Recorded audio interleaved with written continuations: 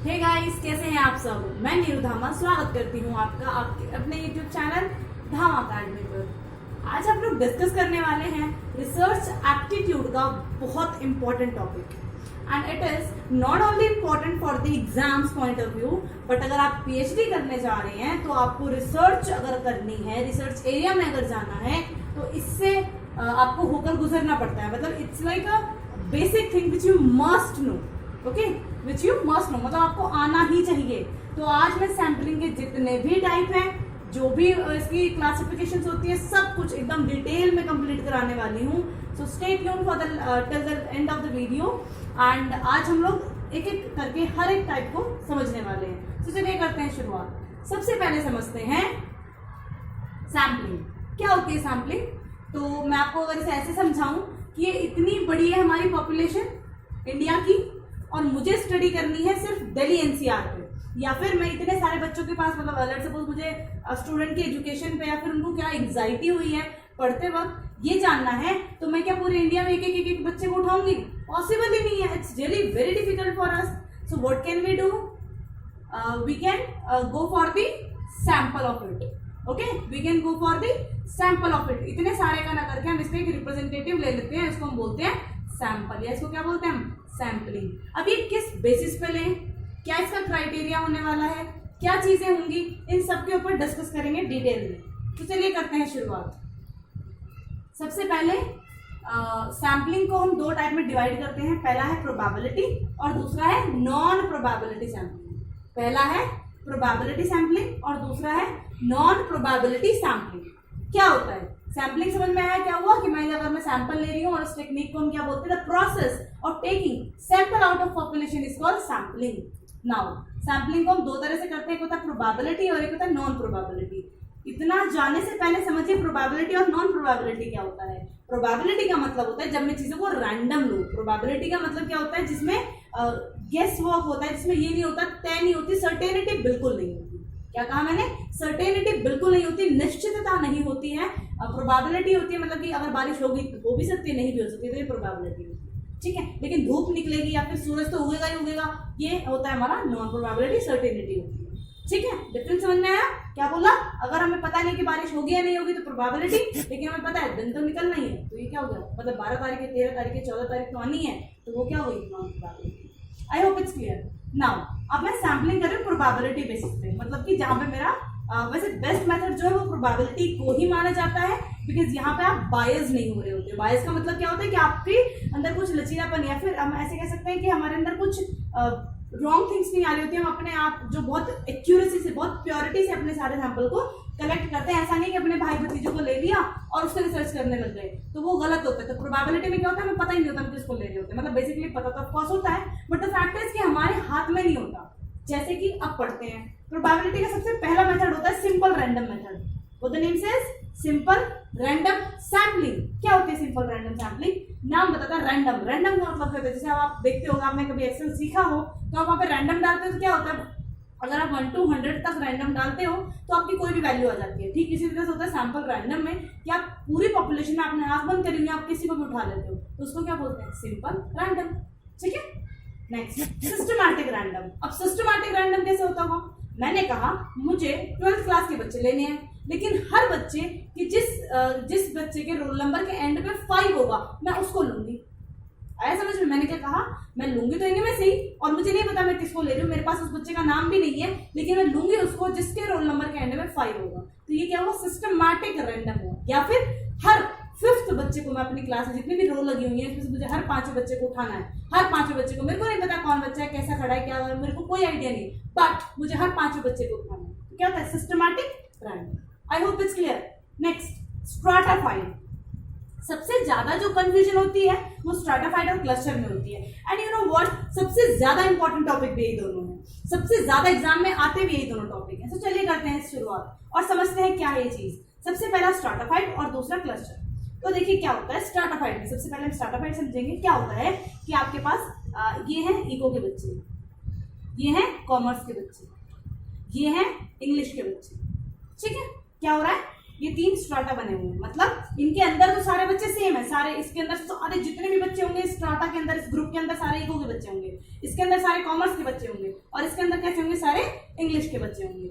लेकिन बाहर से आप लोगों को अलग दिख रहे हैं, है ना, बाहर से कैसे दिख रहे हैं, अलग अलग दिख रहे हैं। तो स्ट्रैटिफाइड सैंपलिंग में क्या होता है, बाहर से दिखते हैं डिफरेंट, बाहर से कैसे दिख रहे हैं, डिफरेंट, लेकिन अंदर से होते हैं सेम। आपको इसको ऐसे ही लिखना है, क्या लिखना है, different from external and same from internal, और सेम फॉर इंटरनल, मतलब कि बाहर से अलग और अंदर से एकदम same. I hope it's clear.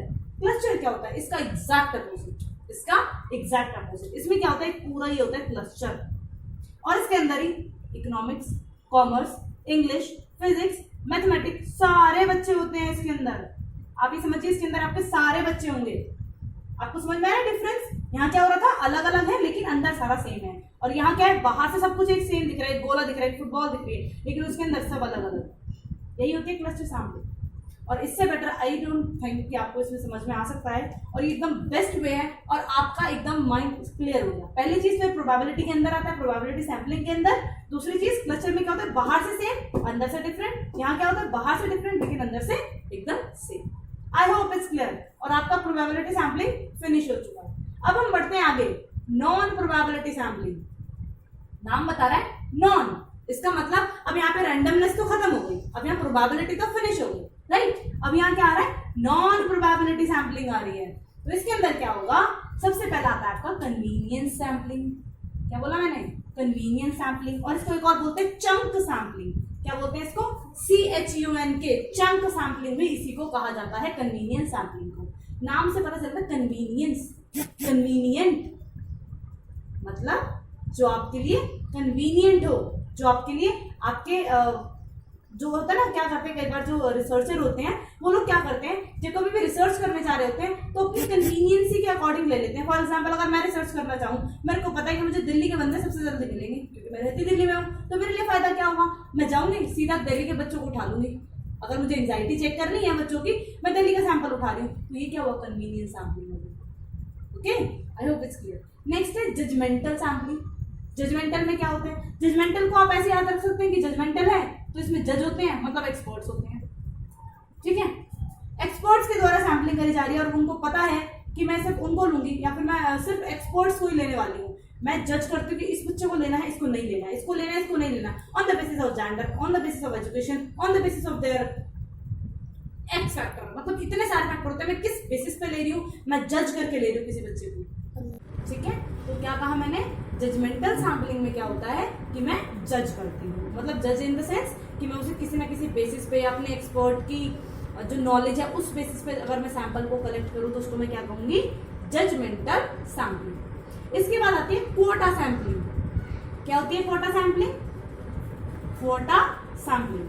क्वोटा sampling का मतलब समझ में आ रहा है, कुछ पोर्शन, कुछ क्वोटा आउट ऑफ फुल पॉपुलेशन। तो मैं अगर इसको ऐसे समझाऊं कि अगर मैं इसी एग्जांपल को लूं कि मेरे पास पूरे इंडिया में माइनॉरिटी कितनी है, लेट्स सपोज हाँ ठीक है, लेट्स सपोज हमने पूछा जैनिज्म की माइनॉरिटी कितनी है, तो ऑल ओवर द इंडिया है आपकी 5%। For example all over the ये पूरी इंडिया है हमारी, और इस इंडिया के अंदर अगर मैं प्रॉपर बताऊं तो लेट्स सपोज ये हमारा इंडिया है, राइट, ये हमारा इंडिया है, और इसमें कुछ 3% या 5% लोग जो है वो जैनिज्म है, ठीक है। क्या बोला मैंने, 5% लोग क्या है, जैनिज्म है। तो अब जब मैं अपनी सैंपलिंग करूंगी या जब मैं अपनी रिसर्च करूंगी और वहां पे जब मैं सैंपल लूंगी, तो लेट्स सपोज मेरे पास है 100 सैंपल, ठीक है। तो उसमें से मैं सिर्फ 5% लोगों को जैनिज्म बना दूंगी, या फिर मैं सिर्फ 5% जैनिज्म को लूंगी। आ रहा है समझ में। जब मैंने देखा ओवरऑल पॉपुलेशन में केवल 5% कोटा है जैनिज्म का, तो मैं यहाँ पे भी अपनी जब मैं सैंपलिंग करूंगी तो वहां पे भी जो 5% कोटा है वो किसको दूंगी, जैनिज्म को दूंगी। आई होप इट्स क्लियर। तो यहाँ पे क्या होता है, जो ओवरऑल पॉपुलेशन में होता है वही हम अपने पॉपुलेशन में या फिर अपने सैंपल साइज में कर देते हैं, इसको बोलते हैं कोटा सैंपलिंग। इसके बाद आपका आता है पर्पसिव सैंपलिंग। क्या आता है, पर्पसिव सैंपलिंग। क्या होता है पर्पसिव सैंपलिंग, नाम बता रहा है, इसको आप अगर तोड़ते हो तो क्या बनता है, पर्पस, पर्पसिव। इसका मतलब बहुत से मतलब बहुत इजी है दैट अगर आपके पास कुछ पर्पस होता है, आप उस पर्पस के बेसिस पे अगर किसी का सैंपल कलेक्ट कर रहे हो तो उसको हम बोलते हैं पर्पसिव सैम्पलिंग। फॉर एग्जांपल मैंने करना है जैसे मैंने बताया एंजाइटी के लिए, तो मैं सिर्फ अपने दिल्ली एनसीआर के कुछ सिलेक्टेड स्टूडेंट्स को लूंगी जो ऑनलाइन क्लास लेते हैं। ठीक है, आप देख रहे हैं ऑनलाइन क्लास लेते हैं, और उसके अलावा मेरा जो पर्पस है वो बहुत क्लियर होता है। उसके अलावा मुझे पता है कौन सी मेरी डिफाइंड पॉपुलेशन है, कहाँ से मेरे को सैंपल उठाने हैं, कौन से स्टूडेंट्स मैं लेने वाली हूँ। जब मेरे पास ये सब चीजें क्लियर होती है तो उसको बोलते हैं पर्पसिव सैम्पलिंग। एक और सैम्पलिंग आपने सुनी होगी, पर्पसिव के अंदर ही आती है, it's a part of purposive sampling, जिसको हम बोलते हैं स्नोबॉल सैम्पलिंग। क्या बोलते हैं? Snowball sampling. क्या होती है स्नोबॉल सैम्पलिंग? नाम तो बता रहा है स्नोबॉल। स्नोबॉल का मतलब होता है वो छोटे छोटे बर्फ की गोले, ठीक है, उसे हम स्नोबॉल बोलते हैं। लेकिन स्नोबॉल सैम्पलिंग का मतलब क्या होता है? स्नोबॉल सैम्पलिंग का मतलब होता है कि जब मैं किसी एक व्यक्ति से बोलूं कि सर आप जाके हमारे लिए सैंपल कलेक्ट करो, वो अपने 4 बच्चों से बोले कि भैया तुम जाके हमारे लिए सैंपल कलेक्ट करो, वो अपने 10 बंदों से बोले कि तुम मेरे लिए सैंपल कलेक्ट करो। इसका मतलब क्या है? एक नेटवर्क फॉर्म हो रहा है। आप देखते हैं जब कभी आप एक बर्फ के गोले को देखोगे और जब उसे आप हाथ में ऐसे करते हो या फिर उसे नीचे डालते हो तो उसके बहुत छोटे छोटे टुकड़े हो जाते हैं, मतलब उसके नेटवर्क्स बिखर जाते हैं। ठीक उसी तरह से स्नोबॉल सैम्पलिंग होती है कि जहाँ पे मैं किसी एक व्यक्ति से बोलती हूँ, फिर वो अपने 10 व्यक्ति से बोलेगा, वो अपने 10 व्यक्ति से बोलेगा, एक नेटवर्क फाउंड हो रहा है और उससे मैं अपनी सैम्पलिंग करती हूँ। और ये होता है कई बार। आप देखते हो सबसे ज्यादा स्नोबॉल सैम्पलिंग का यूज कैसे होता है कि मैंने अपनी फ्रेंड से बोला कि जाओ बेटा ये क्वेश्चन है इसको भर के आओ, वो और मैंने बोला कि आगे फैला देना, क्योंकि व्हाट्सएप ग्रुप पे सबसे ज्यादा आप देखते हो कुछ फेक मैसेजेस होते हैं। क्या होता है? वो कहते हैं 10 को भेजो, वो 20 को भेजो, वो 10 को, वो 1000 को। क्या हो रहा है? ये आपका स्नोबॉल टेक्निक यूज हो रही है और यही सैम्पलिंग में यूज होती है, इसको बोलते हैं स्नोबॉल सैम्पलिंग। आई होप आज आपको सैम्पलिंग से रिलेटेड जितने भी मेजर, जितने भी इंपॉर्टेंट टॉपिक्स हैं वो सारे क्लियर हो गए होंगे और समझ में जरूर आया होगा। अगर कोई क्वेरी है तो बिल्कुल आप कमेंट सेक्शन में बताएंगे, लेकिन उससे पहले मैं इसकी एक रिकैप कर देती हूँ ताकि आपके लिए थोड़ा सा हेल्पफुल हो जाए। तो चलिए करते हैं शुरुआत। सबसे पहले सैम्पलिंग का मतलब क्या होता है? ओवरऑल पॉपुलेशन में जब मैं कुछ छोटा सा पार्ट लेती हूँ तो उसको मैं बोलती हूँ सैम्पलिंग। क्या बोलती हूँ? सैम्पलिंग। सैम्पलिंग की 2 टेक्निक होती है, पहली होती है आपकी प्रोबेबिलिटी, दूसरी होती है आपकी नॉन प्रोबेबिलिटी। प्रोबेबिलिटी में भी आपके 4 टाइप है। सिंपल रैंडम, मतलब कि जब मैं रैंडमली कुछ भी उठा लूँ, आंख बंद करके उठा रही हूँ। एक होता है सिस्टमैटिक रैंडम, मैं हर 5वें बच्चे को उठा रही हूँ, हर 10वें बच्चे को उठा रही हूँ, तो सिस्टमैटिक तरह से रैंडम कर रही हूँ। थर्ड होता है आपका स्ट्रैटिफाइड। स्ट्रैटिफाइड सैम्पलिंग क्या होती है? जो कि बाहर से तो अलग दिख रही है, अंदर से सारे के सारे सेम। बाहर से सब अलग, अंदर से सारे के सारे सेम। उसके बाद आपका आता है क्लस्टर सैम्पलिंग। क्लस्टर सैम्पलिंग में क्या होता है? बाहर से सारे सेम है लेकिन अंदर से सारे के सारे डिफरेंट है। अब आते हैं नॉन प्रोबेबिलिटी में। जैसे कि मैंने बताया, नॉन प्रोबेबिलिटी का मतलब है जहां पे आप ज्यादा अपने जुगाड़ से, बेसिकली अगर मैं हिंदी में बोलूं तो जुगाड़ से जब आप सैम्पलिंग करते हो उसको बोलते हैं नॉन प्रोबेबिलिटी सैम्पलिंग। सबसे पहला आता है कन्वीनियंस। अपने कन्वीनियंस के अकॉर्डिंग, जैसे कि मैं अगर दिल्ली में रहती हूँ तो भाई मैं सिर्फ अपने दिल्ली के स्टूडेंट्स को लूंगी और मैं किसी स्टूडेंट को नहीं ले रही बिकॉज मेरे एक्सेस में नहीं है और मैं क्यों इतनी मेहनत करूँ, तो वो हो गया मेरा कन्वीनियंस सैम्पलिंग। इसके बाद आता है जजमेंटल। जब मैं एक एक्सपर्ट नॉलेज के बेसिस पे अगर मैं सैम्पलिंग करती हूँ तो उसको बोलते हैं जजमेंटल सैम्पलिंग। क्वोटा में क्या होता है कि जैसे पूरे इंडिया में अगर 5% माइनॉरिटी है तो जो मैं अपना सैंपल लूंगी उसमें से 5% माइनॉरिटी को दे दूंगी, इसको बोलते हैं quota sampling. Last is the purposive sampling. Purposive का मतलब ही समझ में आता है, किसी पर्पस के लिए अगर मैं सैम्पलिंग करूं या किसी टॉपिक के लिए अगर मतलब लेट्स सपोज अगर मेरा कुछ पर्पस डिफाइंड है ऑलरेडी, उसके लिए जब मैं सैम्पलिंग करती हूँ, पर्पसिव मेरी पॉपुलेशन होती है तो उसको हम बोलते हैं पर्पसिव सैम्पलिंग। उसके अंदर एक छोटा सा आता है स्नोबॉल सैम्पलिंग। स्नोबॉल सैम्पलिंग का मतलब होता है कि आप अपने नेटवर्क्स बिछा देते हो कि एक से दूसरा, दूसरे से तीसरा, तीसरे से चौथा, इस तरह से आपकी snowball sampling. I hope it's all clear to you. अगर वीडियो अच्छी लगी है तो प्लीज लाइक करो, अपने दोस्तों के साथ जरूर शेयर करो, बिकॉज आपका लाइक, आपका शेयर मुझे मोटिवेट करता है कि मैं आपके लिए ऐसे इंपॉर्टेंट टॉपिक्स की और बेहतरीन वीडियो बनाऊं। मिलते हैं अपने नेक्स्ट वीडियो में, तब तक के लिए थैंक यू।